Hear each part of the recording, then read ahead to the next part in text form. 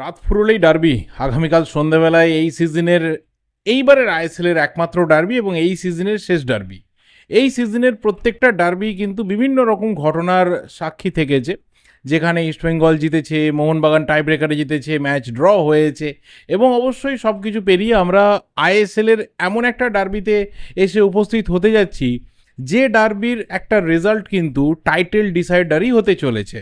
এবং খুব পরিষ্কার ব্যাপার এখান থেকে বুঝতে পারা যাচ্ছে যে এই ডার্বি যদি ইস্টবেঙ্গল জিতে নেয় তাহলে ইস্টবেঙ্গল ক্লিয়ার কাট চ্যাম্পিয়ন হয়ে যাবে, কারণ গোল ডিফারেন্সের ভিত্তিতেই বলো বা হেড টু হেডের ভিত্তিতেই বলো, সেই ক্ষেত্রে কিন্তু ইস্টবেঙ্গল মোহনবাগান বা মুম্বাই সিটি এফসির আগেই শেষ করবে।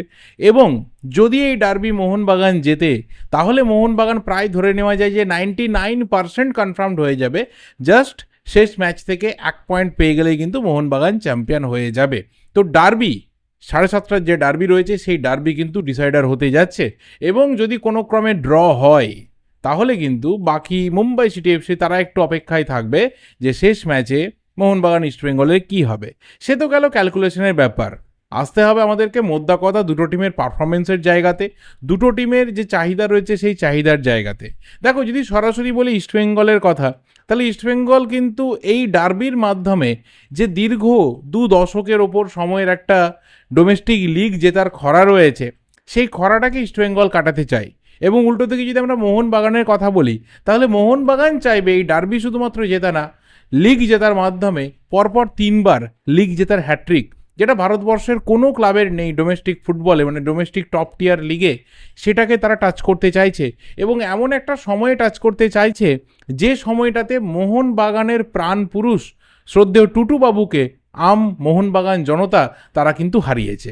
আর এর সাথে একটা জিনিস ছোট্ট ডিসক্লেমার দিয়ে দেওয়া দরকার, যে আমার যে লাস্ট ভিডিও ছিল যে টুটুবাবু চলে যাওয়ার পরেও মোহনবাগান সুপার জায়ান্টের যে বিভিন্ন সোশ্যাল মিডিয়া পেজ রয়েছে এক্সেপ্ট টুইটার, সেখানে কেন এত উদাসীনতা দেখা গেল, বা সেই অর্থে যারা দায়িত্বে রয়েছেন এবং প্লেয়াররা রয়েছে তাদেরকে কেন কোনো বাইট দিতে দেখা গেল না, সেই রিলেটেড আমি একটা ভিডিও বানিয়েছিলাম। কিন্তু তারপর দেখলাম যে টুম্পাইদার তরফ থেকে সোশ্যাল মিডিয়াতে মেসেজ এসেছে যে সবটাই ঠিক রয়েছে, কোনো প্রবলেম নেই। সঞ্জীব গোয়েঙ্কার সাথে তাদের কথা হয়েছে, তিনি ফোন করেছিলেন, তিনি এখানে কন্ডোলেসেন্স পাঠিয়েছেন। সুপার জায়ান্টের তরফ থেকে অনেকেই এসেছিল এবং তারাও টুটুবাবুকে শেষ শ্রদ্ধা জানিয়েছেন। তো যারা সোশ্যাল মিডিয়াতে বিভিন্ন কিছু পোস্ট করছেন, লিখছেন বা ভিডিও দিচ্ছেন, দয়া করে সেগুলোকে উইথড্র করে নিন। আমি সেই জায়গা থেকেই টুটুবাবুর পরিবারের যেহেতু মেসেজ এসেছে এবং টুটুবাবুর মতো একটা মানুষের এই জায়গাতে তার সম্মানের ব্যাপারটা রয়েছে, সেই কারণে কিন্তু আমি আমার ভিডিওটাকেও সরিয়ে নিয়েছি।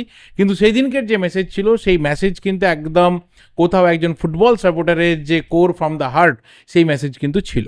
তো এরকম একটা সময় যেখানে মোহনবাগানের মোহনবাগান জনতা তারা কিন্তু চাইছে যে শুধুমাত্র এই রেকর্ডটা তৈরি করতে না, তার পাশাপাশি ডার্বি জিতে, আইএসএল জিতে টুটুবাবুকে শ্রদ্ধা জানাতে। তো এই জায়গা থেকে দুটো টিম কিন্তু পুরোপুরি দুটো মেরুর মোটিভেশন নিয়ে কালকে মাঠে নামবে। এবং এরপর যে জায়গাটাতে আমাদের ফোকাস রাখতে হবে সেটা হচ্ছে ডার্বি যে কোনো সময় কিন্তু একটা আনপ্রেডিক্টেবল ম্যাচ। আমি অন্ততপক্ষে ছোটোর থেকে সেইভাবেই দেখে এসেছি। সব সময় যে কারোর টিমের কোয়ালিটি বিশাল রয়েছে তার মানেই সে অ্যাডভান্টেজ থাকবে, আবার কেউ একটু আন্ডারডগ রয়েছে মানে সে একটু পিছিয়ে থাকবে, এটা কিন্তু হয় না। ডার্বির মঞ্চটা আমরা সবসময় দেখেছি যখন সিনিয়র ফুটবলার যারা, এক্স ফুটবলার যারা দীর্ঘ সময় 2 ক্লাবের জার্সি পরে বা কোনো একটি পার্টিকুলার ক্লাবের জার্সি পরে দাপিয়ে ফুটবল খেলেছেন, তারা বারবার বলেছেন যে ডার্বি কিন্তু পরীক্ষার মঞ্চ। এই জায়গাতে দাঁড়িয়ে তোমার কি আছে কি নেই ভুলে যেতে হবে। তোমার হাতে যা কিছু রয়েছে তার থেকেও বেশি তুমি যে মোটিভেশন নিয়ে নামছো সেই মোটিভেশনের জায়গা থেকে কিন্তু তোমার ক্লাবকে জেতাতে হবে।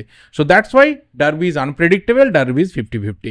কিন্তু আমরা যদি রিসেন্ট ফর্মের দিকে তাকাই দুটো টিমের, তাহলে দেখব যে হয়তো ইস্টবেঙ্গল কিছুটা অ্যাহেড রয়েছে। লাস্ট 8টা ম্যাচে ইস্টবেঙ্গল কিন্তু আনবিটিন এবং শেষ 5টা ম্যাচে ইস্টবেঙ্গলকে কোথাও একটা ভালো শেপে দেখতে পাওয়া যাচ্ছে।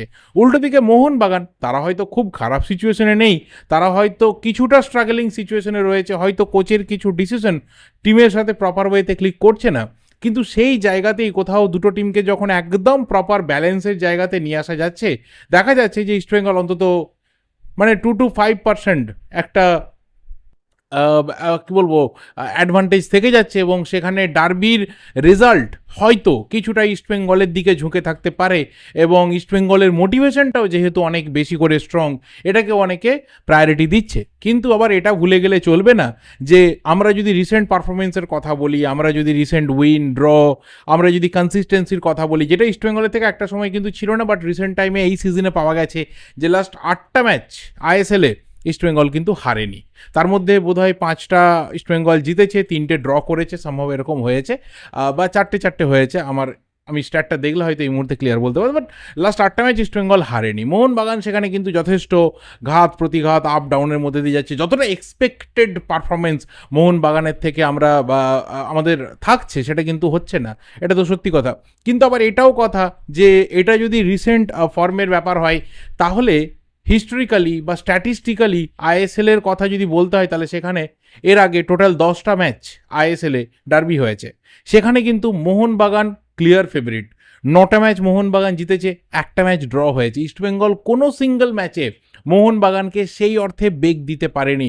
এবং যদি পার্টিকুলার লাস্ট সিজনের কথা বলি, অস্কার ব্রুজোর ইস্টবেঙ্গল এবং যদি এই মোহনবাগানের কথা বলি, তাহলে কিন্তু মোহনবাগান সেখানে 2-2 করেছে, 3-0 রেজাল্ট দুটো ম্যাচের এগ্রিগেটে, এবং সেখানে Jamie Maclaren was the common goal scorer in 2 matches. উল্টো দিকে কিন্তু ইস্টবেঙ্গলের তরফ থেকে সেই অর্থে খুব বেশি প্রেশার আমরা দেখিনি। কিন্তু যদি আমরা এই সিজনের কথা বলি, তাহলে সিজনের প্রথম যে ডার্বি, ডুরান্ড কাপের ডার্বি, সেখানে জিতে যাচ্ছে ইস্টবেঙ্গল। তারপর আইএফএ শিল্ডের ফাইনাল, সেখানে তো ফাইনালি 1-1 থাকলেও পরে টাই ব্রেকারে মোহনবাগান জিতে যাচ্ছে এবং সুপার কাপের ডার্বি হয়েছিল ড্র।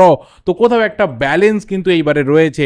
এবার সেই ব্যালেন্সকে এড়িয়ে কারা নিজেদের পক্ষে রাখতে পারে, নাকি ফাইনালি যেটা অন্য কয়েকটা ক্লাব চাইছে বা পার্টিকুলার মুম্বাই চাইছে যে ম্যাচটা ড্র হয়ে যাক, সেরকম কিছু হয়, সেটা দেখার অপেক্ষায় থাকবো। যদি কিছু প্লেয়ারের কথা বলি, তাহলে ডেফিনেটলি দুটো টিমের দুজন স্ট্রাইকার, তাদের দিকে সব থেকে বেশি নজর থাকবে। ম্যাকলারেনের একটা কিছু আনকমফোর্টেবিলিটি নিয়ে কিছু রিউমার উঠছিল, আমি স্টিল জানি না সেটা ব্যাপারে পুরো আমার কাছে ক্ল্যারিটি নেই।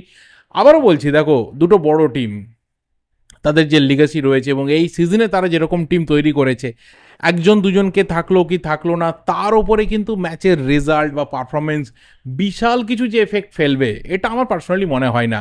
কারণ এক দুজনকে বাদ দিলে এই টিমগুলোতে কিন্তু প্রচুর ম্যাচ উইনার্স রয়েছে। তুমি মোহনবাগানের কথা বলো, সেখানে হয়তো অনেকে আন্ডার পারফর্মিং রয়েছে, বাট ম্যাচ উইনার রয়েছে। ইস্টবেঙ্গলের কথা বলো, হয়তো সব ম্যাচে সবাই জ্বলে উঠছে না, পার্টিকুলার কয়েকজন হয়তো রেগুলার বেসিসে ভালো খেলছে, কিন্তু তারা যদি নাও পারে, বাকিদের মধ্যেও কিন্তু অনেক ম্যাচ উইনার্স রয়েছে এবং কিছু প্লেয়ার রয়েছে তাদেরকে আমরা নতুন রূপে দেখছি। এক্সাম্পল হচ্ছে নন্দকুমার শেখর ইস্টবেঙ্গলের ক্ষেত্রে। তো এরকম কিছু ব্যাপার রয়েছে, তো সেইখানে কাকে পাওয়া গেল কি গেল না খুব একটা ম্যাটার করবে না। কিন্তু যে জায়গাতে আমার মনে হয় যে দুটো টিমের একদম প্রপার স্কোর লাইন ভাগ্যটা তৈরি হয়ে যাবে, সেটা হচ্ছে দুটো টিমের স্ট্রাইকার।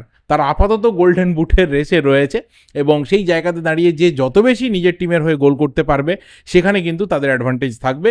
এবং অবশ্যই এই ডার্বিটা জেতার জন্য দুটো টিমের দুজন কোচ, তাদের কী ধরনের স্ট্র্যাটেজি হয়, তাদের কী ধরনের মাস্টার স্ট্রোক থাকে, কী ধরনের প্ল্যানিং থাকে, প্ল্যান এ বি সি, কতটা তারা সুইচ করতে পারেন, কত প্লেয়ারকে কিভাবে তারা ইউটিলাইজ করবেন, কিভাবে তাদের অপরের যে স্ট্র্যাটেজি রয়েছে সেটাকে মাত করে দেওয়ার নিজেদের স্ট্র্যাটেজি থাকবে, সেটাও হবে দেখার বিষয়। কারণ এই দুজন স্প্যানিশ ট্যাকটিশিয়ান, তাদের ওপরেও কিন্তু প্রচুর ভরসা আপাতত দুটো ক্লাবের আম জনতা তারা কিন্তু করছে।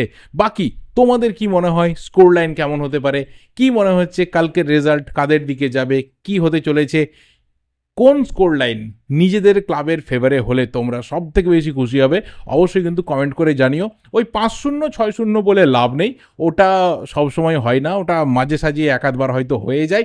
এরকমটা হওয়ার আমার অন্তত পক্ষে পার্সোনালি মনে হয় না। মানে একটা ব্যালেন্স ফুটবল, একটা এন্ড টু এন্ড গেম আমরা দেখবো, যেটা হয়তো অনেক দিন আমরা আইএসএলে দেখিনি ডার্বিতে।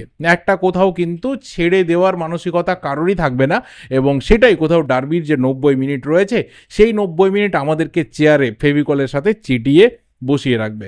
তোমাদের ওপিনিয়ন অবশ্যই কমেন্ট করে জানাতে থাকো। আমি আমার ভিডিওটা এখানেই শেষ করছি, দেখা হবে কালকে ডার্বির ম্যাচ রিভিউ নিয়ে।